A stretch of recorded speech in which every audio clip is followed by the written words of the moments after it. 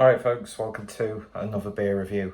And today we're going over to York Brewery, and very awkward focus then. And we're having a look at Minster, which is a New World bitter at 4.2% ABV. Minster is a golden ale with a full malt character and a beautiful hop palate. Don't know why I'm rocking from side to side. A trio of American hops, Centenial, Chinook and Citra, brings a big citrus punch to the party, whilst New Zealand Pacific Gem gives a fresh bitterness. York Brewery, since its founding in 1996, was that 86? 96. York Brewery has poured its heart and soul into brewing fine, handcrafted ales that are enjoyed far and wide. So 4.2% ABV as stated, 500ml bottle, nice simple artwork. Pick this up, focus, there we go.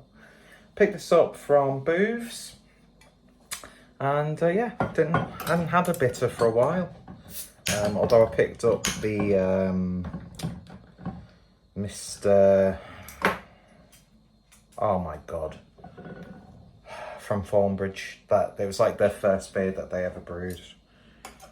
Mr. Oh my god, and there's a famous, was it an Agatha Christie? No, Agatha Christie character. No. Mr. Marples. Jesus, that took a while. So yeah, picked up a couple of bitters. Had the Thornbridge last night.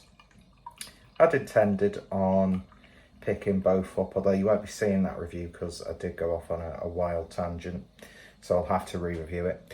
But yeah, I picked them both up with the intention of sort of kick-starting the Until the Bitter End series, but that didn't happen, so I just decided to review them. So I didn't really give it a good pour at all, but beer in the glass then, it's a sort of it's a little bit darker than I was expecting when they said golden ale. I was expecting a little bit brighter, but it's got a little bit of like an orangey look to it. Very sort of like pale on the amberish scale. Of course, I had to have a relevant glass for a beer like this with the dimpled mug. And it smells like a slightly hoppy golden ale or blonde ale. I'm not really getting too much sort of like sweetness from the malt. I mean, it's not like aggressively hopped. I wasn't expecting it to be, but it's a nice gentle, I'd say it's like citrusy floral.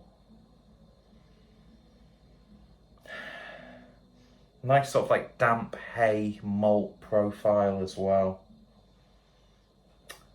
It's not going to blow your socks off on the nose, but what you do get is really, really nice and pleasant and very, very inviting. So it's been one of those days, so even if this was an awful beer, it's going to go down very nicely. Let's hope it isn't. Cheers, folks.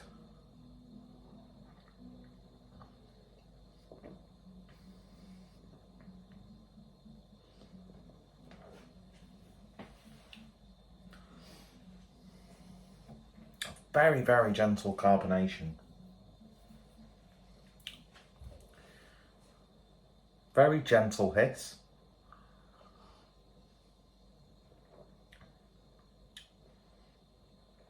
It's got almost like a velvety, smooth mouthfeel to it. Well, not velvety, but a little bit smooth than Start again. It was a little bit smoother than I was expecting it to be. Let's give it another taste.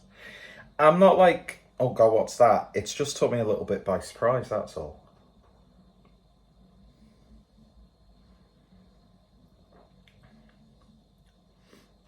Yeah, there's a general sort of like floral character to it. It's got like is the word maligned correct? Bitterness throughout. All of the characteristics of this are gentle, well-rounded and balanced, which really plays into that sort of like drinkability factor.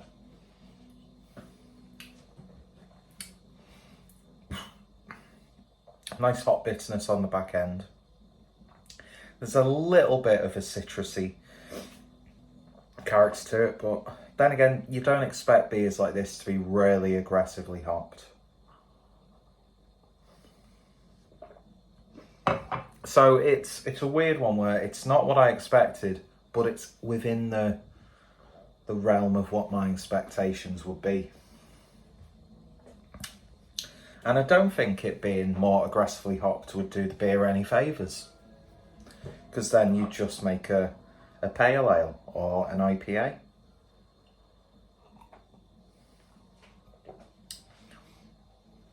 It's not bland by any stretch.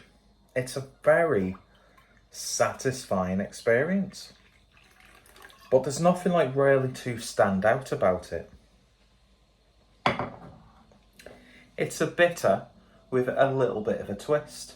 Is it the finest example of a bitter? Probably not, but that's such a big, like, there's so many bitters out there. Do you know what I mean?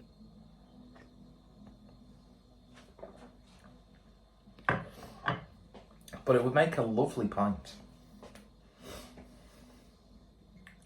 I was going to say it'd be great on cask. No, I think a nice sort of like fresh pour of this on keg would get the job done nicely. Yeah, it's not blowing me away by any stretch, but I've had a lot of bitters, as you can clearly tell from the infrastructure. I drank a lot of beers in general.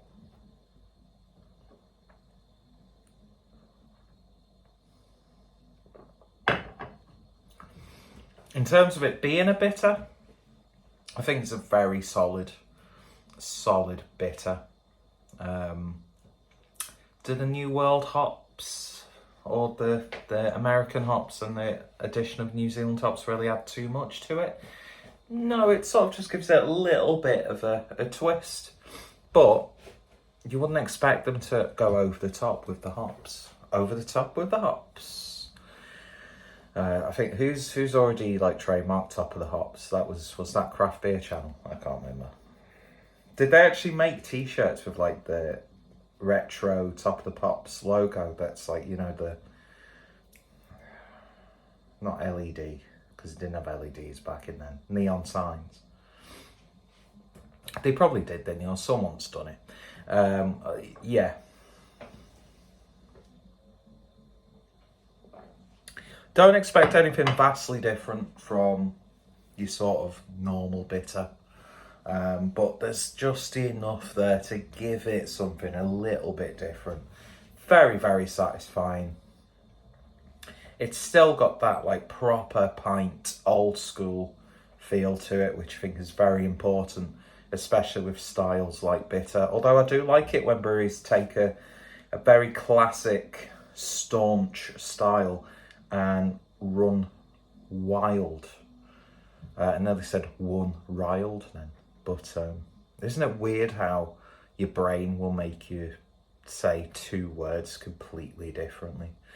But yeah, so that's Minster from York Brewery. Picked it up from Booths. Would I have it again? I probably would, you know. And I'd definitely be interested to try it on keg. If they do it on cask, well, there we go. Nice little bit of cask. But yeah, very nice indeed.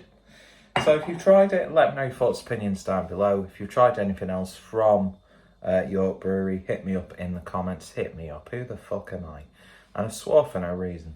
And yeah, links in the description. And thank you for watching. You all take care. Stay safe. And yes, I am very, very scruffy today. But who cares? Bye.